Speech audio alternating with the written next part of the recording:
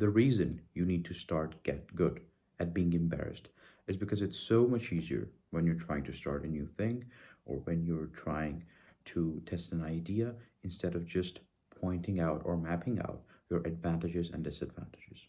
Now, let's break this into three kinds of chapters where you will better understand why it is good at being embarrassed for you and why is it good to just start now, as we've just discussed in the previous videos. Because my only goal is that as being a teenager, you face some sort of social evaluation fear. You think that your friends would judge you, you think your family would judge you, and that's why you get left behind and you don't get stuck in all of this crap about social evaluation to begin with. So the first thing is that why you avoid embarrassment. So I have 2 to 3 points that I really need you to understand, because if you do not understand those, you cannot conceptually comprehend that and do not you cannot apply that into your life. Okay? So let's start with the first point. The first point is that you fear that you would lose. That's actually a less bigger fear rather than another fear, which is that you have been seen that you are losing.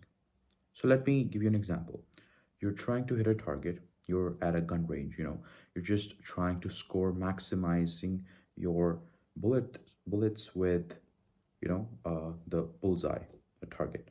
And imagine in one situation where there's nobody seeing you and you try 10 times and then you just try it again. Okay. So that's less much embarrassing because it's only you. And in the second scenario, you have a couple of your friends and a girl that you secretly like watching you, and then you miss a couple of targets. You would actually know, automatically know that which situation seems more embarrassing and why. And the reason behind it is that you would have much more fear of social evaluation rather than self-improvement. So you would not fear that, oh, I'm not improving myself. You would fear that, oh my God, anyone is watching me would think that I'm an idiot, right? Now, it feels like a social threat. It really does. But how to cope up with it, we'll come back to that in, the next chapters or the sections of this video. But now I just really want you to think of your primitive biology as your brain linking, your brain, literally your brain linking that embarrassment to a social threat, that you would lose your status, that you would lose your, aura or something, you would lose your swagger, and you would be in a pitfall in much relatively lower position where you would not command the room, you would not command the situation. Instead, you would be a victim to chances. There might be a day you would do good, there might be a day you would do bad. So you would just live up to the chances that, okay, when I'm doing good, I have a positive reputation in front of others. But when I'm doing bad, I should not be even, making eye contact with others because secretly I know they're all judging me, right? So you stay safe, invisible, and you think that this growth should not be, uh, surfaced at the cost of your reputation, the so-called reputation that hasn't even been built yet, because reputation is always built on achievements, it's always built on consistency, it's always built on, the word that you give to another, man or a girl. That is why you are called a man of your words. But if you're not a man of your words, you do not have that reputation. Now, that is the actual definition, but the definition that you believe in right now is that if you do not fail, you have that reputation. So failing means loss of reputation in your sense, whereas in the opposite, in the real world, because I've been through a lot to understand that failing is not bad. It's just wrong to, making the, old same mistakes, not doing the fresh mistakes. And always doing the fresh mistakes would be better off because then you would know what is another new way that you cannot get this thing done right. Now to the second section, which is the hidden cost. Now, I want you to ask yourself a serious question, and I need an honest answer.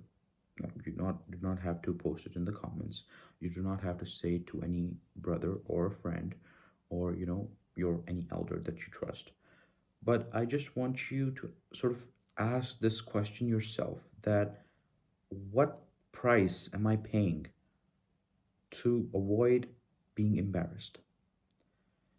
Like, you just think that what would you be in a year if you just constantly, got attached to embarrass yourself? And when I mean embarrass yourself, I do not mean doing stupid silly things that you already know that you know, you do not have to do in front of any other person, or do not have to be like this, even in front of yourself.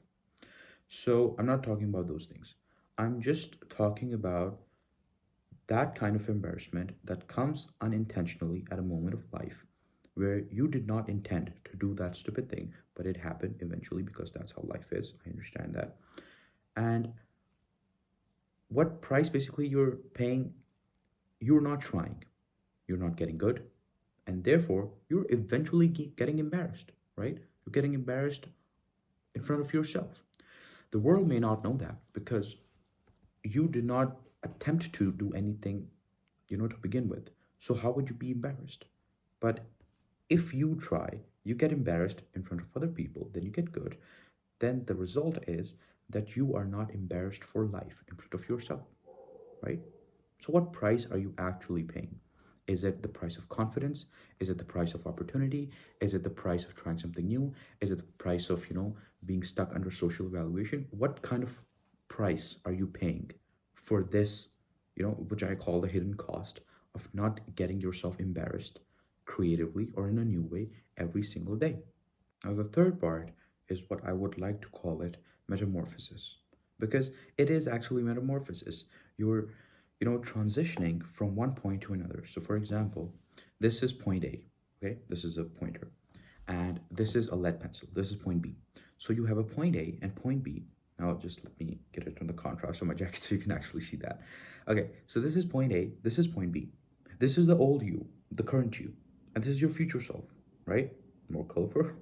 So you just have to think that the amount of distance that I have to cover, the distance between those points would require, I guess, I don't know, 10 moments of embarrassment or 10 instances of embarrassment. You are trying to delay those moments of embarrassment so they become more resentful. The moments and number of instances stays the same. So if you embarrass yourself now, or you embarrass yourself 10 years later, you would still have to go through 10 instances of embarrassments to get it right. Now, the difference comes here. Okay, so you would say that, okay, if I have only 10 instances of embarrassments, why not do it later? Why not, if I get, confident at some point by chance, because you live all your life by chance, I know that.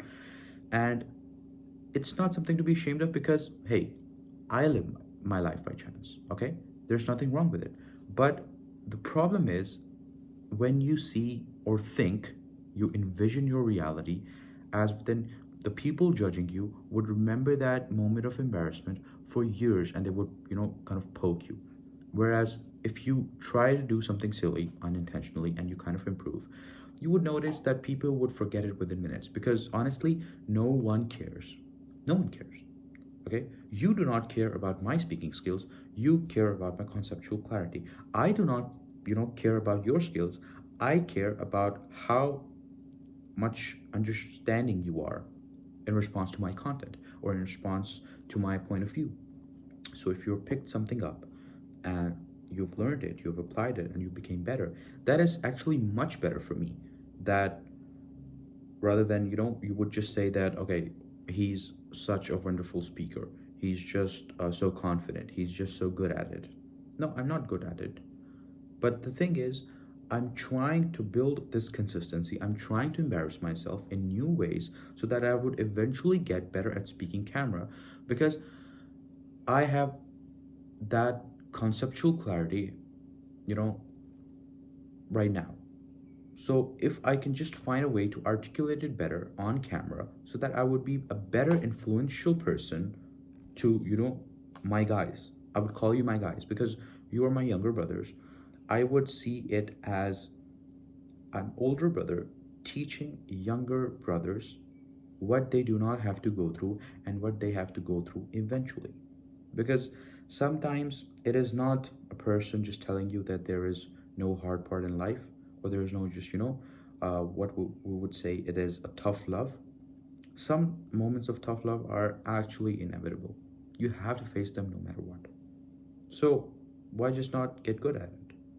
And then I'll just end with a self reflection or an example of mine, this same which I've been talking about, of all the time that I'm not good at camera because I acknowledge it, but I refuse to accept it.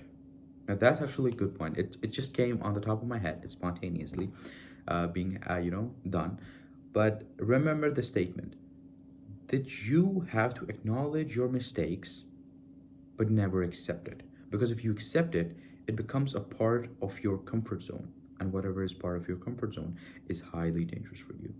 Because in comfort zone, one never improves. The delta always remains zero. So you have to think that, are you gonna get good at being embarrassed? Or will you be able to pay the hidden cost for years and years? I really want you to think about that. And with that note, I would wish you good luck. I think this video made some sense to you and you gained some insight that you wouldn't have earlier, or if you even had it earlier, but it was never reinforced to you, to begin with. So you were never actually serious about it. But now, once that you've heard it again and you thought, okay, this person said something, it already came into my mind. So that's actually very important because I'm not the only one thinking it, others are thinking about it too, right? That's how you get better. On that note, bye.